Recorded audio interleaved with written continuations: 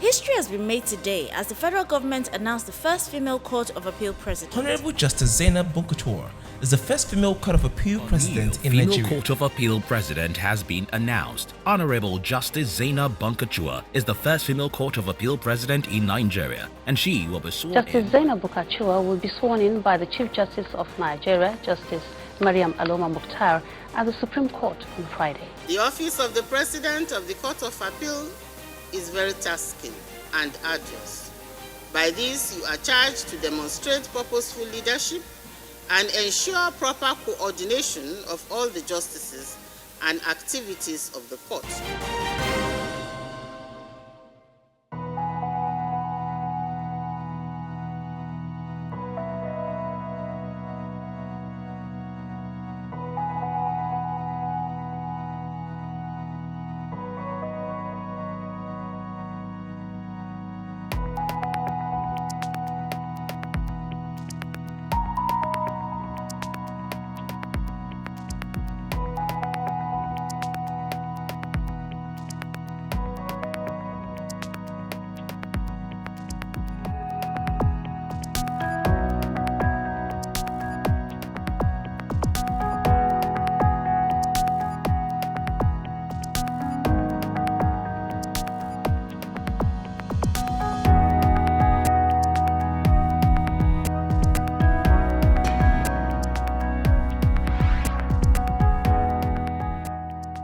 For Honorable Justice Zainab Adamu Bulkachuwa, first female president of the Court of Appeal, challenges and adversity are inevitable in the pursuit of excellence.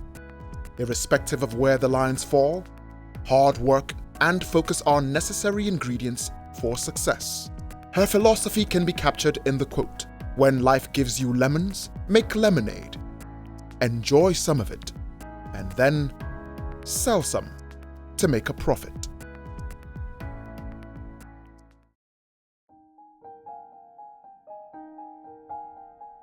The appointment of Honorable Justice Bulkachuwa as the President of Court of Appeal, the first female President of Court of Appeal, very significant. The appointment is so encouraging to the women folk and to the youngest coming up.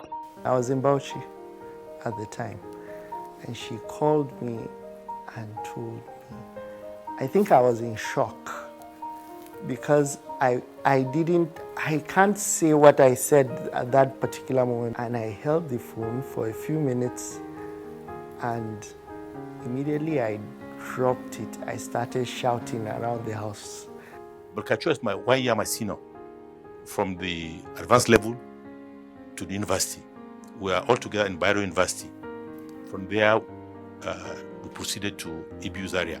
And for somebody in the person of Bulkachuwa to have risen from a chief judge of a state to the president of the Court of Appeal is not a small task. She's wonderful. It means a lot to me for you to have a mother who has achieved that. Being the first is something that is really great. So it means a lot to me, and being my role model, so it's something that I really, really, really feel proud of. I know Justice Zainab Bulkachuwa as far back as 1995, when I was the Deputy Chief Registrar of the Supreme Court of Nigeria. Justice Zainab Bulkachuwa is a human being of unparalleled standard. I've known the President, Honorable Justice Bulkachuwa, when I joined the services of the Court of Appeal in the year 2002. Her sense of fairness, whatever we do, she applies equity in it. I came to this court in 2012. The person I met as the acting president is my Lord Honorable Justice Zainab Bulkachuwa, the Honorable President of this court now. You cannot have an encounter with her and not see somebody who is willing to assist in every situation. Ki hakuri, ki kwantar da hankalinki yaya. Ina ta ƙoƙarin danna zuciyata, amma na ƙasa. Wai a lokacin da ya kamata a ce mutum na tsakiyar farin ciki, amma sai takaici ne ke ta zuwa. Ina fata dai Allah ya sa mu ci nasara wannan karin. Gaskiya wannan abin bakin ciki ne. To amma dole kuma bar Allah ya ikonsa. Gaskiya ne kanina. Ni ma dole ne in zama mai tawakkali kaman ka. Alhaji Alfirin, wata ka ta sauka lafiya ta samu ya mace. Duk Allah. Kuma Allah ya bata yarinya ya mace ta sauka cikin kuɗi. Allahu Akbar. Alhamdulillah. Da gaske ne? Ta hayo? Ta samu ta mace. Third time lucky.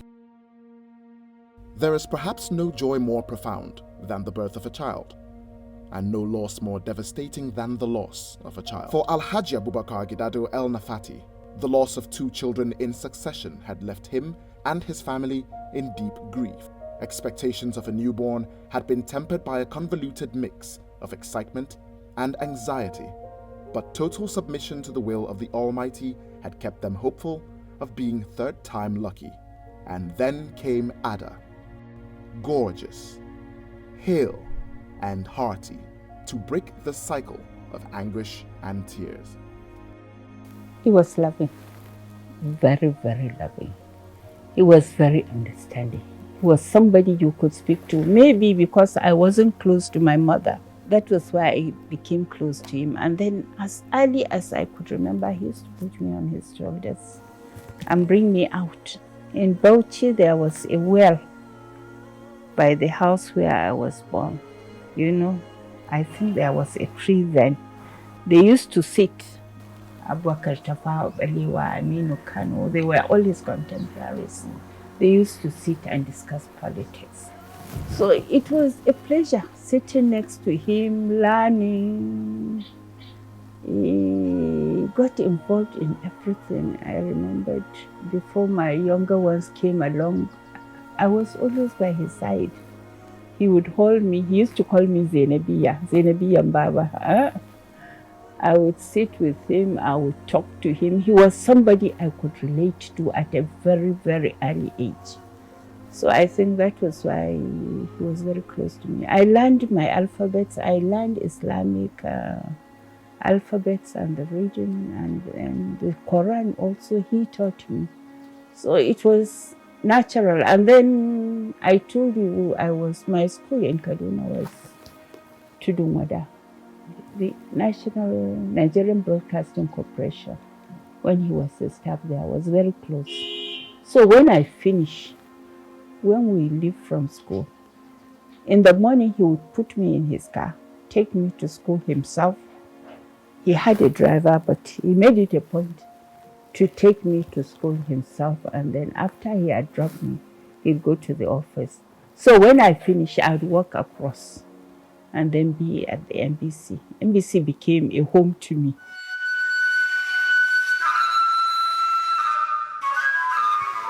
Haba mai gida, me yasa kake irin wannan magana? Ai bai kai ga haka ba mai gida. Ni ba ina so in yadda da wannan al'amari, amma na ga take-taken ki kokarin ki hana diyar ki yin aure ne. Mun dinga maganar nan kenan kullum guda daya. Mai gida, ƴata ba ƴarka bace? Wa a ce duk sanda ƴa mace ta bata ma babanta rai shikenan ta zama na mamanta? Kwarai da gaske. Duk lokacin da na zaunar da yarinyar nan in ne mata magana, irin kalaman da ke fitowa a bakinta, irin kalaman da ke fitowa a bakin ki. Mai gida ba haka bane wallahi. Yarinyar nan bakin aure take ba. So kawai take ta samu ilimi isasshe. Ilimi isasshe. Kwarai kuwa mai gida. Yanzu shekara 9 bai ishi iya mace ta samu ilimi kai me take da bukata. Ta dan iya rubutunta ta iya karatunta shikenan ta samu miji ta aure abinta. Shikenan fa. Haba mai gida. Juba maganan da kake yi dan Allah. Shekara 9 fa kace. Wai a ce shekara 9 ya isa mace ta samu ilimi isasshe kuma ta cika burinta a rayuwa? Wani buri ko mace take da shi da ya wuce ta samu mijinta mai tsoron Allah sannan ta haifa masa ƴaƴa kyawawa ba shikenan ba akwai wani buri da take da shi da ya wuce wannan shikenan mai gida shikenan na san cewa wannan ma yana da muhimmanci amma kuma me na ga fatake-taken ki fa na aje aure a makaranta ba kuma bane ba kokarin ki shine ki tozarta ni domin a zage ni a cikin al'umman nan fa ba fa zan yarda da haka ba haba baban Fatima ya zaka yi irin wannan maganan to ya ba zan yi ba wallahi ba haka bane ya ba zan yi ba wallahi tallahi ba haka bane bara an ga miki da ke da wancan professor diyar taki wata biyu na bata wata biyu ta zabi wanda take so a cikin jerin samarinta ta zo in mata aure in ba haka ba kuwa in ba haka ba kuma me masallaci zan je. Can zan je in sanar in ce to gata ga wanda yake da bukata ya zo in aura mace ta. Me gida. Kin ga wannan ya hana ta zaɓin da take da shi na ta zaɓi wanda take so a cikin zuciyarta. Kin ji na gaya Me gida dan Allah kar kai mai irin wannan abun dan Allah me gida. Ka zo mu sansanta wannan maganan. Me gida. In northern Nigeria, girl-child education rates are low. The likelihood of completing primary, secondary, and tertiary education without setting it all aside for the role of wife and for motherhood was and is still slim. Justice Zainab Bulkachuwa was fortunate to be born into a family with an extraordinary pedigree and to a progressive, religious, and culturally attuned father.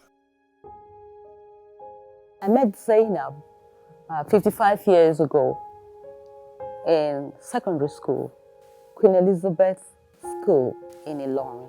At that time, each of the region had a special school for girls, like we had Queen's College Lagos, Queen's School ADDA, which became Queen's School Ibadan, Queen's Enugu. So the Northern Queen's School for the North was in Ilorin. And that's where we met 55 years ago. When I was in secondary school, I think he used to escort me himself to the railway station. I remember there was a time he carried my very big box and put it in the train for me. So it was something else, and then he was writing me every week. She was a quiet, studious, elegant, beautiful, inside and out lady. She was a lady. She has always been a lady. In Form 5, they wanted to start the School of Nursing, ABU. Having girls in the secondary school was rare.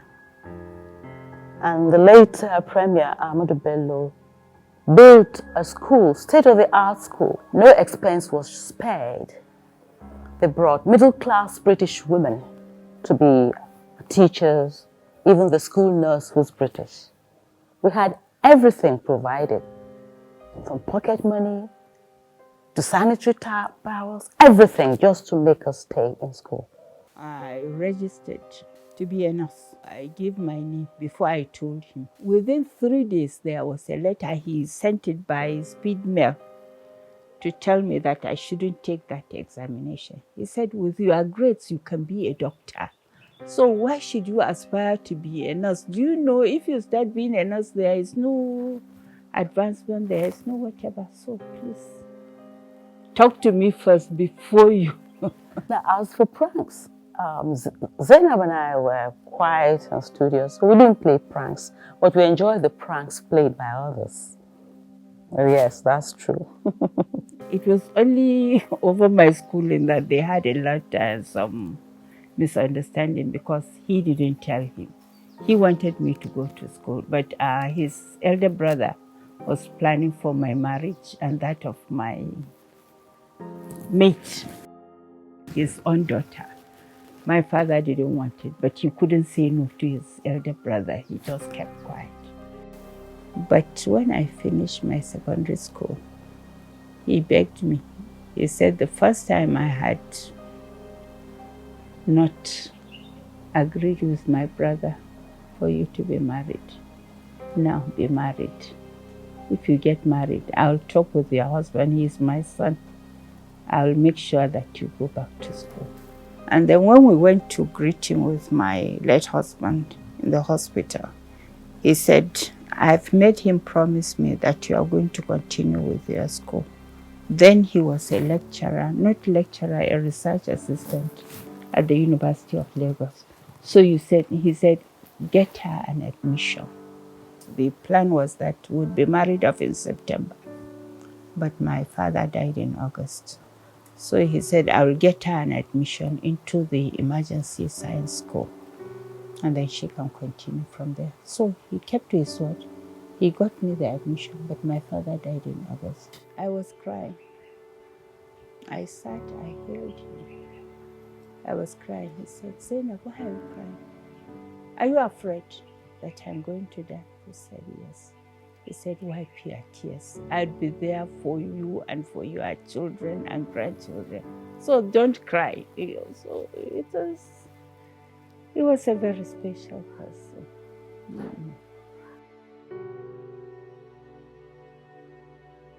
The social system of patriarchy has, for a very long time, limited the opportunity for education available to the girl child across Nigeria. For young Ada, the key male figures in her early life, her father, her uncle, and her first husband, laid the foundation and encouraged her to acquire education to whatever level she desired. He was kind. He was loving. He was understanding. He adopted my mother. He made her his own mother. You know, he would go to Jos from Zaria, and I would just hear a car. He had come with her. You know, she didn't want to be part of our family or whatever, but he made her to be a part of that family. And then my siblings, he regarded them as his own. His house was open to everybody, not only my brothers, my sisters, my cousins. I could bring everybody into the house. So it was an open house. He gave us all the freedom in the world. And then he was very supportive. Anybody who comes looking for an admission, he would give him. Once you have this, the required 3 credits, you know, I've come across so many people in the north who had gone through Yaya. He was a phenomenon at the time.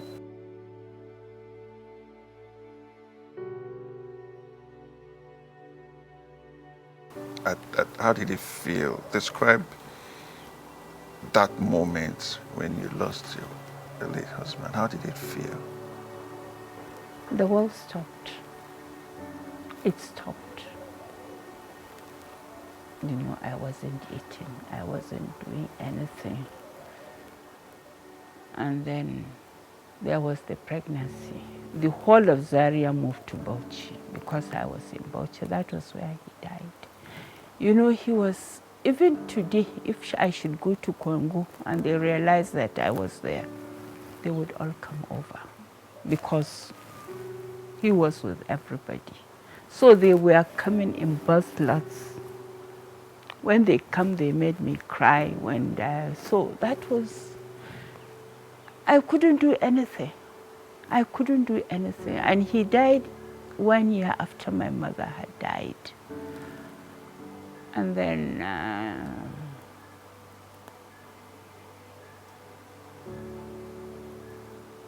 I was just living from day to day. I had to be forced to take a bath. I had to be forced to eat eventually. And then when I got into labor, Haidar was outside playing and Gidado. When they were taking me to hospital, they came, where are you going? Where are you taking Ada to? Somebody made the mistake of telling them to the hospital. They thought I was going to die too. So they ran after the vehicle. They ran, practically ran to the hospital with us. They waited until I finally had the baby. They had to tell them that I was not dead. They saw me physically before they were able to relax. So even the children were, you know, it was very traumatic. But then friends, family were there. And then as a Muslim, one had to accept. Because he died all of a sudden. All of a sudden, his father had died. So he was in Bauchi receiving condolence visitors and what have you. He wanted to take his bath. I went to the kitchen to get breakfast ready for himself and his guests, so that when he called my name, I came back. He was holding to his chest. What is it, Buckwyld? He said, I'm feeling a pain I've never felt before. I held him, and then he started vomiting. He was vomiting, he was sweating. They said it was a heart attack. Before I could get him ready to take him to the hospital, I called my elder brother, Yaya, who was also there. He was his classmate in the university. He said he was coming over from the guest house, so we rushed him out. We took him to the hospital. When we went to the hospital, they said that was the end. I was brought back home. Still, I never believed that he had died. I never believed it. So, and they eventually came and took me to his mother's room. She was just doing like this. She was not crying, but you could see the pain, whatever. And then they showed me his corpse. It was only then that I believed that he had died.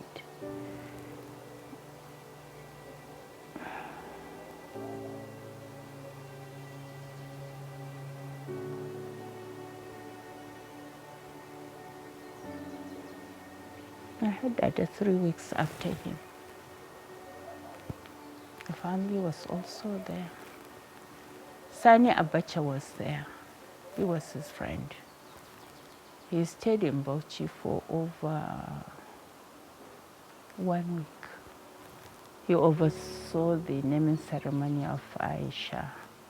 All his friends were there. They rallied round. And then, What year was this? 1987.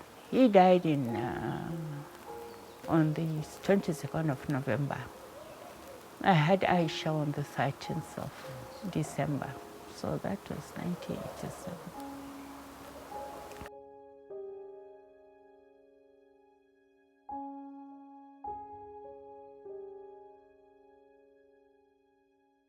In a patriarchal society like Nigeria, it is not uncommon an occurrence for the most qualified person in the room to be denied the top job on the basis of gender. How important a role gender plays in the dynamics of appointment into apex offices, particularly in the public sector, is subject to the opinion of each individual. Breaking news. Today, Prime One International is set to announce its new CEO. The Vice President, Aisha Bature, is the most likely candidate to take over as the new head. We, however, await the announcement of the new CEO by the chairman. More updates to follow. Now to foreign news. Correct! I can't contain my excitement. Gaskiya, yanzu na za a baki abun da ya fi ki. Gaskiya, it will really be great. Let's not get out of ourselves, okay? This it has to be made first of all. Are there any doubts that you didn't see you today? Oh! Yes, even with the microscope, I can see it. Well. I'm a super efficient team lead. Girl, Nikki, it would be a travesty for the job to go to anyone else. Yes. Guys, the board is ready. Yes. You see, once the board decided not to look outside the in-house pool for the new chief executive, case closed. It's a done deal. If you say the so. The numbers speak for themselves. If you say so. If you say so. My CEO elect. Well, thank you so much for the kind words and support. Halima, Emeka and Paul, thank you so much. Mr. George.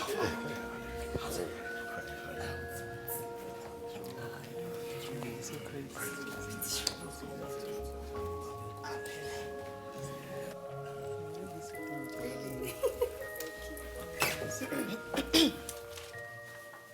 Good afternoon, ladies and gentlemen. Good afternoon, sir. Good to have everyone present at this very important meeting. We all know that there are two items on the agenda for today's meeting.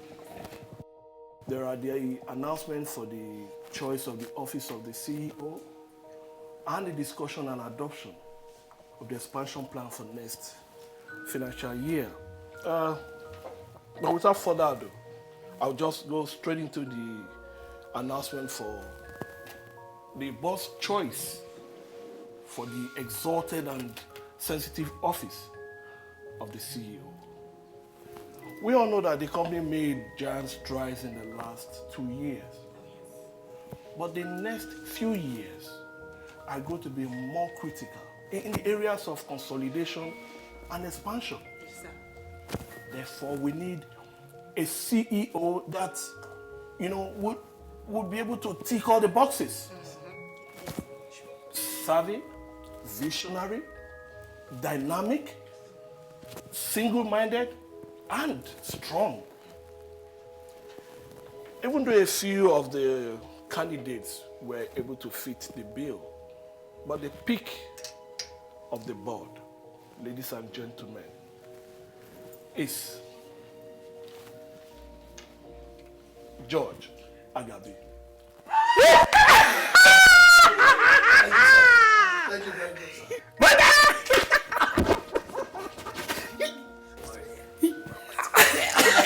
Congratulations, sir. Thank you, dear. Thank you. Thank you very much. Thank you. Thank you.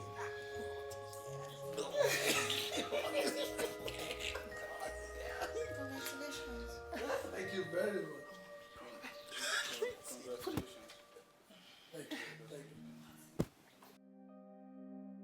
Unfortunately, the societies seem to look down on women, especially in our own time. I finished university in 1974. I became a lawyer in 1975. I believe as a woman, you really have to prove yourself by being the best you have to be. Performance is not a gender issue. Performance has to do with individuals' capacity and knowledge, soul and activity of the mind and the heart. So, if one's intellectual warehouse is empty, definitely you see the quality of what comes out. Liver. You know, when I started as a magistrate, it was just a job. But I was conscious of the responsibilities. What do I call it? I jacketed myself. The lifestyle, I would have been in. Zaria was an open place where we met all over. So they were my friends, my childhood friends who were together. And then some of them were also magistrates and lawyers that we finished at the same time. But when I came to Bauchi, I realized that the responsibility was higher. And then the understanding of the public is different. Zaria was a more open community than Bauchi. Bauchi, they were conservative. Though I had a lot of relatives, I restricted myself completely. And then when I was in Bauchi, after the death of my husband in 1987, I was sworn in October, as I told you, and he died in November. So I had to start the mourning period, which lasts till you deliver. Then I was pregnant. Otherwise, it would have been 4 months and 10 days. But I delivered 21 days after, so it was, my mourning period ended. That was when I started my maternity leave. I had to go to Zaria, pack up and come back. When I came back, I discovered that my junior was made my senior, a male. I was not in a position to have accepted that at that time. I felt maybe they did it to me because my husband had died. I lambasted the CG for allowing that. I was number 6 when I left, but when I came back, they made me number 7. My number 6, he was my junior at the bar. I was called to the bar before him. And then I was appointed and sworn in as a judge before him. This shouldn't have happened under any circumstances. I wrote. They replied. But in the end, there was no concrete answer. I was interested in the criteria they used to have offset my seniority. Nobody told me. I even went to Lagos to see the Chief Justice of Nigeria, personally. But he could not give me an acceptable reply. It was later that I found out that they were not ready to have a woman as a chief judge because they considered that if I was number 6 and I would eventually be the next because the other 2 would retire. Another one was not an indigenous Bauchi state. So I'd have been made the chief judge of the state. That was why they upset the ADDA. They did the same thing in Kaduna. They did the same thing in Sokoto. Aisha was, the same thing was done to her in Kaduna too. So if they had left me, I wouldn't have been interested in becoming a chief judge at age 40 because the substantive chief judge died in 1991, I think. I was just 41. So what would I have been a chief judge for? I wouldn't have been interested. I was bringing up my children at the time. So I accepted it eventually when I discovered that was their reason. They had to go around and find out from the emirs whether they would accept chief judges, female chief judges. We were not made chief judges then. It was only in 1996 when new states were created. Gombe was created out of Bauchi. Being the most senior from Gombe State, I became the chief judge. My colleague also in Sokoto became the chief judge. Sokoto, and then Rahila Kujo, they appointed her also a chief judge. That was the first time they started to accept female as chief judges, but before that, no. I'm blessed. My wife is a judge of the court. And we've been married for over 40 years. She did all her education in my house. I married her when she was in secondary school. For a lady to be a judge is not easy because there's home front, she has to take care of the family, then her job. And she has to balance her job and the home front. For instance, in the judiciary now, women are more in hierarchy than men. They have taken over. Amongst the chief judges, I think 2/3 are females. So when she now came on board, she tried more to balance gender sensitivity at the Court of Appeal, both at the judicial level and the administrative level. You see women heading divisions as predestined justices. She believes in fairness. She doesn't believe in mediocrity. So if you are good, she doesn't think because you are a woman, and she believes that you must be appointed based on your merit. So not that because you have a godfather or you have anything. And she has done a lot of things to encourage women. I am happy because even if you are sitting on a panel, I rely more on the women. Some of the men are good, but I rely more on the women. You can predict them. You know the way they would go. And then usually they don't compromise on cases. I've come to rely on them very much. They're very good. I know if I give them an assignment, they can do it. We grew up seeing our mother go to work. So it has always been there. We've never known that a woman is not supposed to or anything like that. We've always seen her go to work and we've always seen her excel. But I'm not for gender equality. And I don't believe that if you are a woman, you should have more advantage because of your gender. No. I think women should strive hard. They should work hard to get what they want. In the judiciary, I think we are not highly disadvantaged. We get promoted when we are due. If you become a Court of Appeal justice, it's not because you are a woman or because you are a man, and then there is no promotion anyway. Once you are there, you just follow a certain line. She takes the issue of marriage very, very seriously. unlike what you find in modern days. You ladies say you have equality. I don't know where that equality came from, but she agrees and believes that she is a wife, and she gives all due respect to her husband. And that is very rare. In fact, more rare than what you people see outside.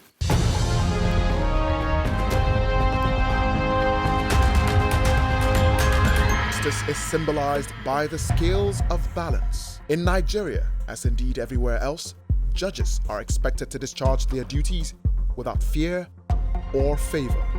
Zainab Bulkachuwa's blissful marriage to her loving and supportive husband, Alhaji Adamu Mohammed Bulkachuwa, distinguished senator of the Federal Republic of Nigeria, representing Bauchi North Senatorial District, had suddenly become a cog because of his status as chieftain of the ruling party, All Progressives Congress. What happens when one party in a matter expresses strong dissatisfaction with the outcome, even before the matter is heard? When the election tribunal came in, I took it in that vein. Number one, I'm the president of the Court of Appeal. Being the number one, I thought I would give it my all, and then any of the justices who are with me will not dare do what is wrong or allow themselves to be compromised. They all know me. So I took it in that vein. I never had an inkling in my mind that my husband is a politician or my son is a politician. So because of that, I'd be OPC oriented. It wasn't in my mind at all. What I wanted to do was just to face the matter as it was. And that was how I started it. I ran for governor of Gombe State under APC, the party. Trying to convince my mother was not easy because of her line of work and the fact that election petitions always end up at her office. So it was a really hard challenge to get her blessings for me to participate in the whole exercise. So when they wrote the letter asking me to recuse myself, it was a Friday. They sent it to the court, I think after 2 or so. I'd left the office. I was in my house. But as soon as they took the letter to the Court of Appeal, they released it to the press and to the social media. So it was all over. It was my granddaughter, Amma, who drew my attention to it. I just laughed. When you're on the TV, you see, maybe mostly like AIT, you see a documentary with her face, our stepfather, our brother, and the rest. So it wasn't really comfortable. But you know that it's all part of her job. It comes with struggles, it comes with all these kind of things. And you know, in this life, you can't have it all. So we were just patient, we were just looking, and it's something that would just take a while to go. So it wasn't really a big problem for us. We were just comforting her by the side. It was when I went to the office on Monday that I told my colleagues, because we were supposed to go into court on Wednesday. I told my colleagues, but I told them I would go into court and see how it works out. When we went into court on Wednesday, they didn't raise it. We had an application, whatever. It was after we had finished, we were about to adjourn, that they said they wanted to see me in camera. I said, okay, get two counsels from each side. And with my colleagues, we adjourned to a conference room where we sat, and they said they want me to recuse. I said, for what reason? I'm a judicial officer. And the assumption is that I would be fair to all manner of people, irrespective of whatever. They said, no, my husband is a politician. They don't want him. He's going to be an APC chieftain, whatever. I said, okay, since you brought it up, You've released it to the public. Then let's go into the public forum. Let's go back to court. He said, I'm not afraid. Let's go back to court. I can answer anybody. So bring your application formally that you want me to recuse myself. And I can answer you on that. I was a party to that decision because I was on the panel. So I was a party to that decision. When there was this attack on her personality, she said as a good Muslim, she's doing her best. She has nothing to fear. She's not corrupt. And but what she tried to do was to ensure that her name is not rubbish. That's why she subjected herself to the scrutiny of the court. She allowed people to present their case as to why she should not continue as the presiding officer of that scene. When they went to court, they said they wanted a date. They were going to bring an application. We said the others should file their counter affidavits, and that was what happened. We had the application in open court, and then we went back to chambers. They said, let's have a conference on it. I said, no, you can have a conference. I'm not going to be part of it. The charge is against me. They said, I'm going to be biased. So go and decide based on what you have before you and what is the law. So I said my prayers, I just left. They wrote the ruling, they came back. They said, we'll read it out. I said, I'm not interested. Just go, we'll go into court, you read it. And that was what happened. We went into court. And at the end of the day, we found that they have not made any good case why she should recluse herself. Her work ethic is fantastic. She tolerates no nonsense.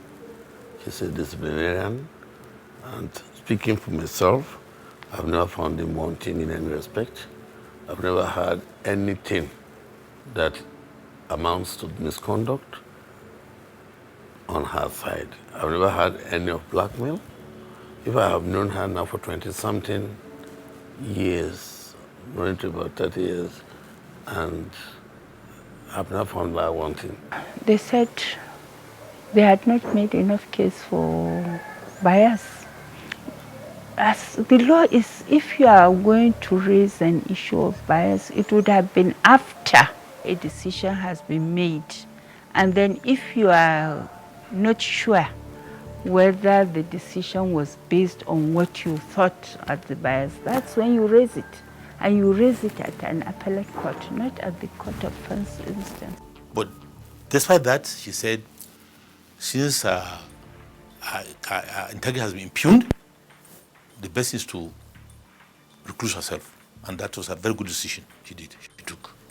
I felt that were I to continue, it would be at the back of my mind that any decision I arrived at, it would be thought that I was biased, that I'm APC. I have no party affiliations.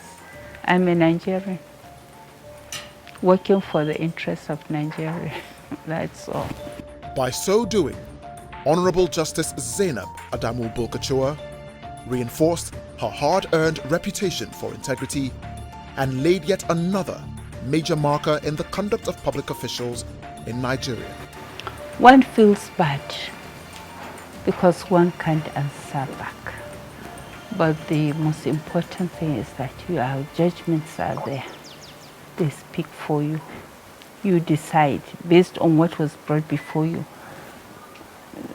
The public might feel differently that you should have decided that way, but it's something that only a judge can decide a matter. And you can only decide a matter based on what you've heard or what you've seen, and then based on the evidence, and then your understanding of the law. The line of a judge in the graph goes up. The graph of the enemies goes up every day. Why that of the friends comes down every day. When today you have problem with this sister, you want, oh, this judge is the best judge, is the best judge. Second Daniel has come. Why you say that judge is a useless judge?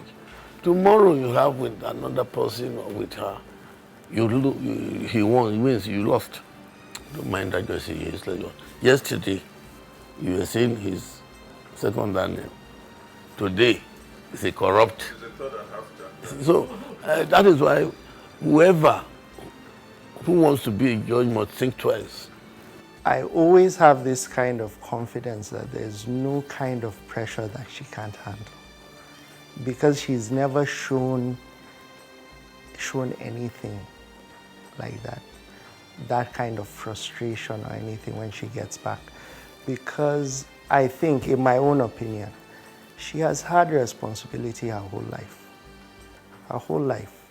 So she's had enough practice. I don't even know how she handles it. She's very strong. You hardly see her sad, you hardly see her disturbed. She's very strong. Sometimes we even think how she handles all these things. Because when you tell her, when you bring your problems to her, she would maybe she would discuss it with you. And after then, you won't hear it from somebody else. She won't tell anybody.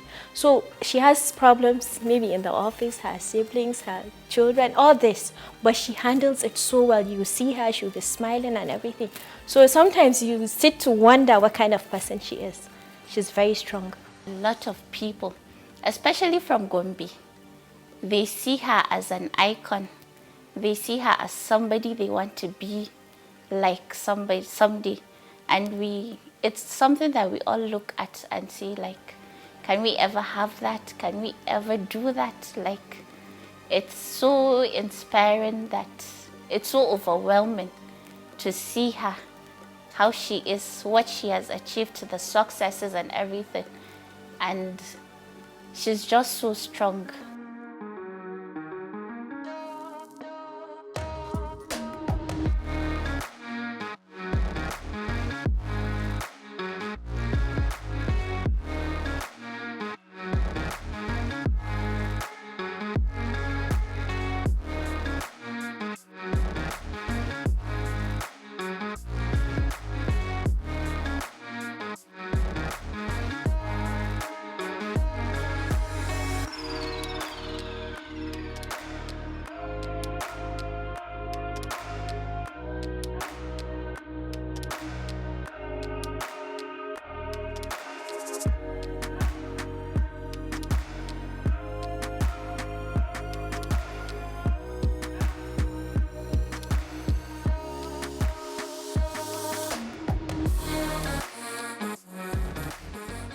Hard work, tenacity, sacrifice, service, giving, and more giving.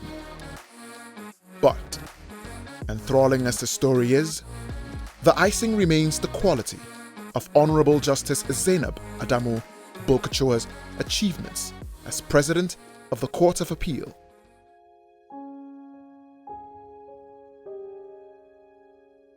When she joined the apex office of the court, that's the office of the president of the court, she really came in a very turbulent circumstance. The court was facing a lot of turbulence then, but she strived hard, she worked hard based on the experience she had in administration and also in the adjudication in the court. She really stabilized the system. She looks so simple by force, but really she uses her intelligence in handling issues. And this is really quite peculiar to her. Let's talk about election tribunals. That used to be a very tough period for Court of Appeal, because Court of Appeal is the hobnob of election matters. Those days, you used to hear about some elections matter, some election cases lapsing, because it wasn't easy to coordinate. A judge that's ordinarily resident in Benin is in Benin division, and then you have to travel to Jos, from Jos you travel to another department and all, and yet you had your cases in Benin to be able to organize all.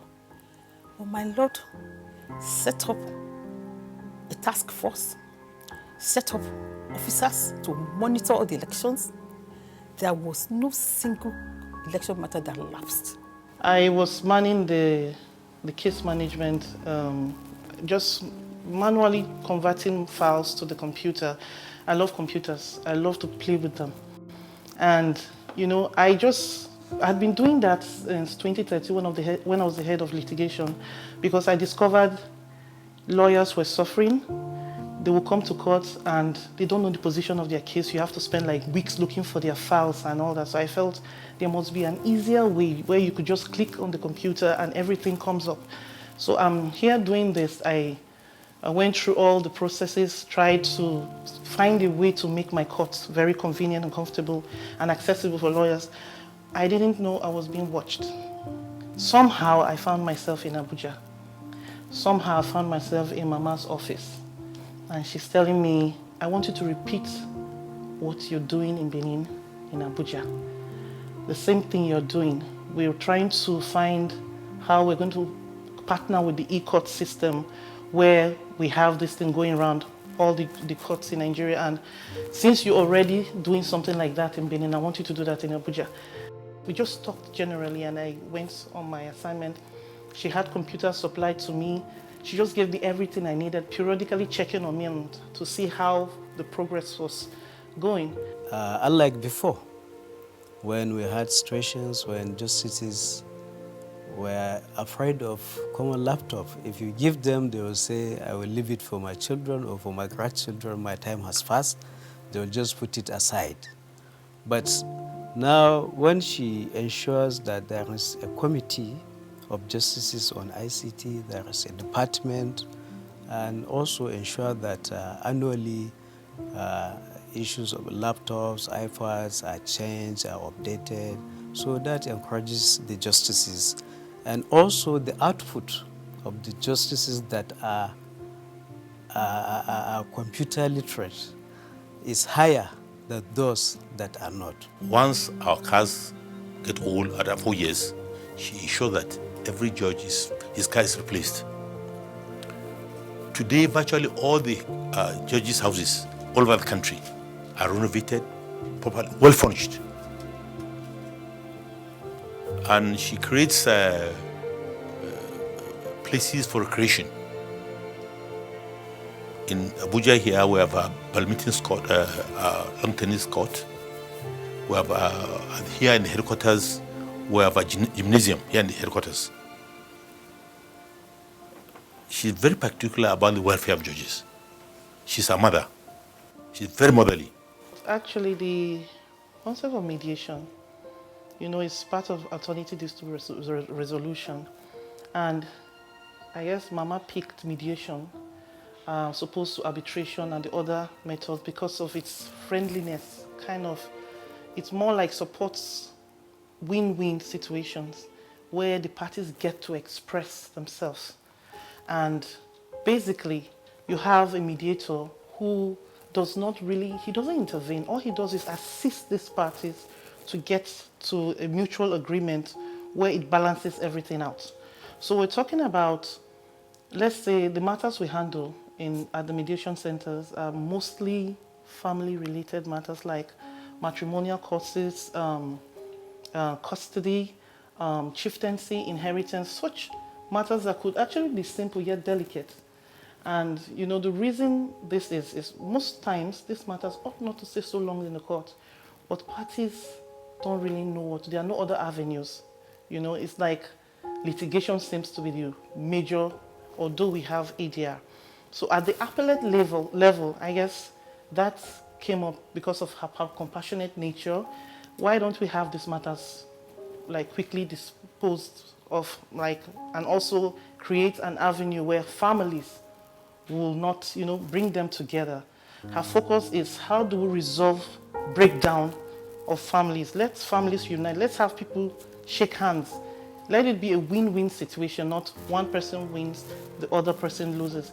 Looking at the heavy workload of the justices, we thought we should include mediation. But then when it was included, it was just, a window was opened so that at least the Court of Appeal can consider mediation as part of his proceedings. But it was not expanded at all. When Salami came, I also formed another rules committee. I was out of it. But usually when they were sitting, I used to sit with them. So what I told them, I directed them, please make sure that you improve on the provision for mediation. They were against it. Most of them very conservative, and even some of the lawyers who were in the committee, but I insisted, I said they had to include it. And they had to make sure that it was there. We had very heated arguments with them, but eventually they agreed and it was included. So it expanded the scope of mediation. It gave the, what do I call it, the blueprint for the mediation, how it is to be. And then we drafted a rules direction, or whatever you call it, for mediation. I established 3, one here, one in Port Harcourt, and one in Lagos. As a Fulani woman, that is a strong legacy for her to reach. You know, during their days, it was even difficult for them to go to school. So despite the fact that she was able to go to the university and everything, and being a judge in northern Nigeria, she had faced a lot of struggle. You've heard from her, I'm sure. So achieving this is something that is really significant. And as a jurist, she has delivered a lot of judgments. She has done a lot to the Nigerian judiciary. First and foremost, when you look at her, she's very unassuming. She's meek and gentle, but very firm and disciplined. So you now look at it, you say, well, it means if I work hard and I carry myself properly like she carries herself very well, like I said, disciplined, but very, very humble, then it means I can rise to places on my own recognition as a woman. And when you compute her achievements as President of the Court of Appeal, it's a milestone.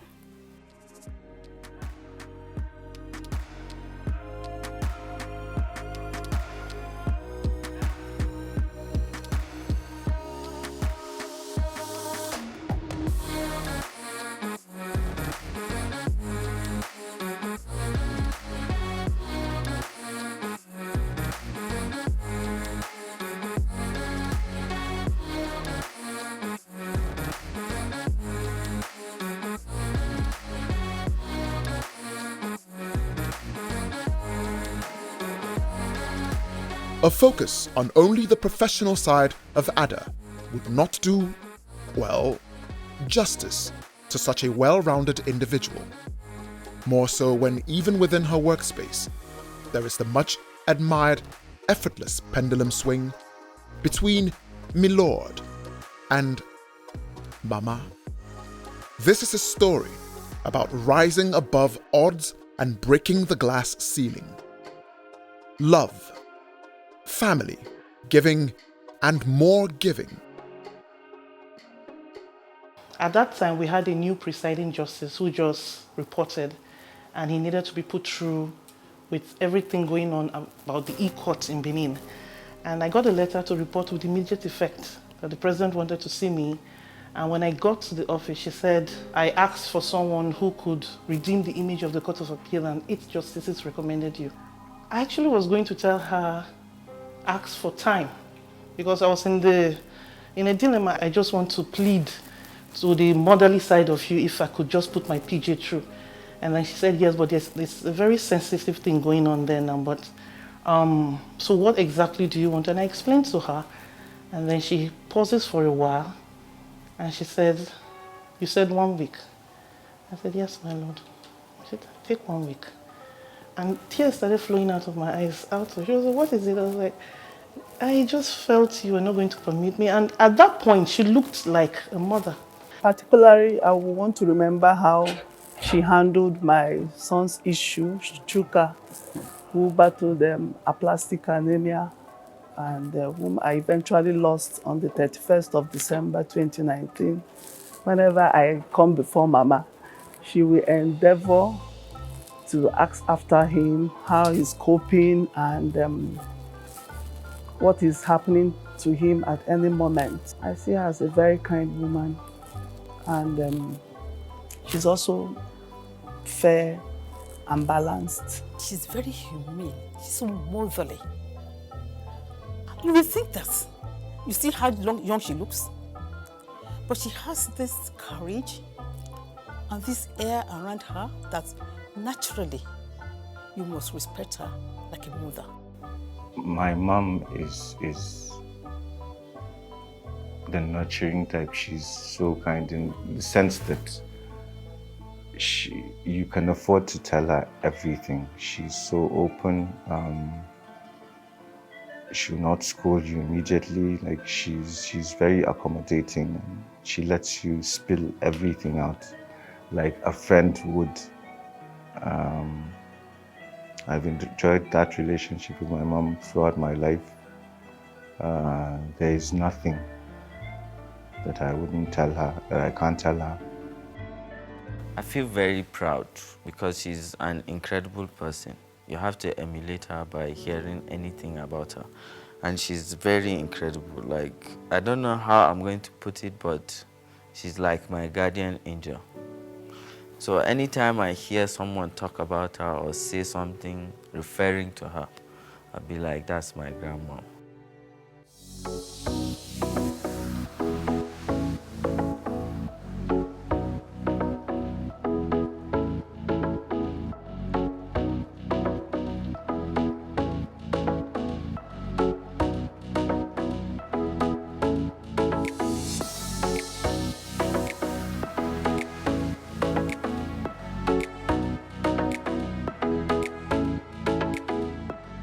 This is about squashing the excuses and challenging them to be all they can and desire to be. Wife, mother, high achiever, top performer, and beautiful woman. I love cooking most of all. Love cooking. Before I used to cook for myself, but now I don't have the strength and the time. She's normally the busy type. She's always at work, but on Fridays she makes sure she comes home early to cook. So whenever we went into the house, coming back from school, the aroma in the house changes. Fridays are special days, even to the kids. My kids will wake up and say, "Is today Friday? Yeah, we'll be going to ADDA's house," even before leaving for school. So when they're back, they're all excited. And when we come here, we forgot our problems, we eat, gist, laugh. Every Friday we go to her house. She's a very nice person and she let us take whatever we ask for. When I have nothing to do, I just tell her what happened in school. The week before last week, I asked her if somebody makes me angry, should I report or tell him I don't like it? And she said I should report. She tries as much as possible to separate her personal life from her professional life. So of course we are exposed to, we've been to her courtrooms, we've seen her cases and everything, but when she comes home, she's our mom. No, my mother is a unique woman and she's very encouraging. She's very caring. She's very kind, and there are no words to even talk about her. She's just a wonderful mother. I love traveling. I love to find out about others, just to be part of it or whatever. If I go to Saudi Arabia, I become an Arab woman because once I wear their attire, there is no difference. Our most memorable time was when we had a family trip to Paris, Italy, and then in Paris, before we went to the main city, we went to Disneyland. I had my birthday there. We had pictures of the princesses. We went on lots of rides with ADDA. We were together all through the holiday. I couldn't accompany them all the time, so I was reading in bed most of the time. But the excitements, you know, if you see it, you'll be shouting, "Mickey, I love you," whatever. Yeah, I remember one day I woke up, I was moody, I didn't want to go to school. So after I got ready to go to school, I was even in the car, I was just screaming, crying. I refused. I was telling them that I was having stomach cramps, whatever. So in the end, I followed her to the office. When I was about 6 years old, I came home with a very good result. So they said I can have any present I want. Anything, I should just call it. And I left. I said, I have to think about it first. Let me think. Say, okay, take your time, think about it. I went out of the room. I think I managed about 10 steps, then ran back. Said, I know what I want. I said, what do you want? I said, skipping rope. Say, you want skipping rope? Okay, let's go and buy. When they called me for interview in Federal Judicial Service Commission, and she was part of the panel interviewing us. So before going in, I know everybody in that panel. Like some I know them facially, some I know them by names. And I was so confident. My mom is there, I know some of her colleagues, and I would be fine. They were seated at one side, and a seat was placed at the opposite side, so you face them. The whole lot of them. I was too confused. I didn't know how many they were. So I was just happy. I walked in, I greeted them, they told me to sit down. She was directly opposite me. So I was smiling, and I looked at her. She pretended she didn't know me. So that confused me. I forgot everything I knew. It was just to look, and there were just eyes. And she was just sitting comfortably, like looking at me, like one interesting TV channel. And I was like, how can my mom do that to me? I was part of the panel. You know, when she went, I was looking right through her. I was looking right through her. So I think she said that was what motivated her to speak in the end. Before she was interviewed, I told the CJ and the Justice Aloma that my daughter is there. Can I excuse myself? She said, no, it's better for you to stay and see how she would. And then nobody can tell you whether she had done it well or she has not done it well. So I sat. I never asked her questions, but I was looking at her. I was glad. So after coming home, I dropped my son. My son was picked from school, and they took him to her house. So I went there. Normally, I would just sleep, maybe rest, and wait for her to come from work and just her. So I was waiting. Like, I told him he wasn't going to Islamia because I had an interview. I was tired. So we would wait for her to come back. Then I remembered. I saw her at the interview, and there's no way she would see me. So I ran. I went back to my house. I didn't want to see her.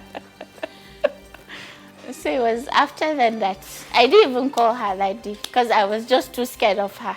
I couldn't believe that. How can my mom do that? The mom, I was like, okay, she always calls me her baby, and we have that bond. And she just pretended not to know me. So it was later in the evening that she called me. She was laughing. She didn't know whether she had made it or not, and then she didn't know what I was going to say to her. I told them I'm a different individual if I'm outside the house. Well, I think one time she came to visit us, and then that time my head tie was somehow I tied it like I was about to fight with someone. So she came in and she looked at me, and I was like, then I ran. I quickly ran out, and then so she just burst into laughter, and then I had to go and redo everything. She was like, Lafia, Lafia. If they're to take you out somewhere where they will be doing the hard work and you'll be having fun, where would that place be? I think to the Blue Mosque. Where is it located? In Istanbul. Turkey. That is where I had, you know, there were so many things, historical things. I love to go back in history, see as many places as I can, and I enjoyed it. So I like visiting museums.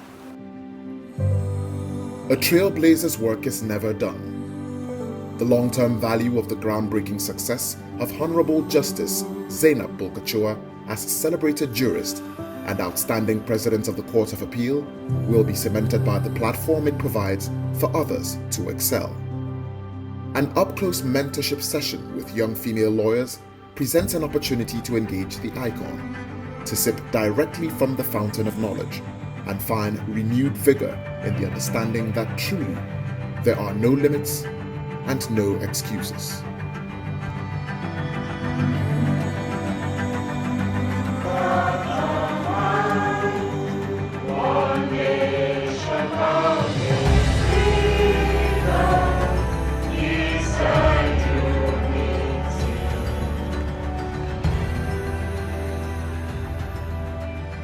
The legal profession, as they said, is a noble profession. You have to be noble. You have to be perfect, almost perfect. You have to carry yourself in such a manner that you will stand out wherever you go to. That's being a lawyer, whether you are on the bench or you're on the bar. And then you have to know your books. You have to know the law as it is. You can't just go to court with a file and then say, I've just been handed over the file yesterday. If you are going to handle a matter, or if you are going to appear before a court, you'd be respected most if you studied your matter, if you know it inside out. That's the secret. And then your comportment, by your comportment, you should stand out in the crowd as a lawyer, so that if I see you on the road, I'll say, this one is a lawyer. If you go into court, you are not properly dressed, we can send you out of court at any given time. So choose what you wear. I'd expect you to stand out, as I said. I would expect you to be patriotic citizens of Nigeria. And then I would expect you, those of you that are married, to take care of the home front. Don't ignore it. You are women. That's your primary assignment in life, to look after the young generation, to make sure they are responsible citizens. Don't ignore them. Don't leave them to nannies, because that's what you're supposed to be saying. Divide your time. Share it for your family, for your children, and make sure your children will turn to you at any given time instead of turning to somebody else. That's the only way they would grow up as responsible citizens of Nigeria.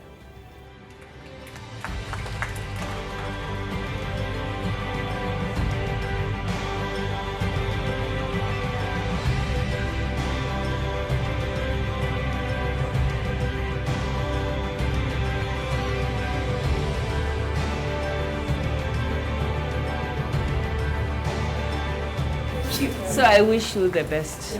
Thank you very much. Thank you. It was a great experience. We learned a lot from her. Basically, we learned that you could be a woman, you could take care of your home very well, and also do well in your work and excel to the highest peak. Being a female lawyer, knowing how to manage your time, the family, your work, and getting to that high level is one of a kind. She's a beautiful woman. She has done well for her family, herself, and I hope to do the same. I want to set up a foundation for the girl child, because as they say, if you educate a woman, if you educated a nation, she's the one who is going to be responsible. That's if she doesn't believe that she's equal to a man. She's the one who is going to be the mother later in life. So if she's well educated, she'd be someone in life.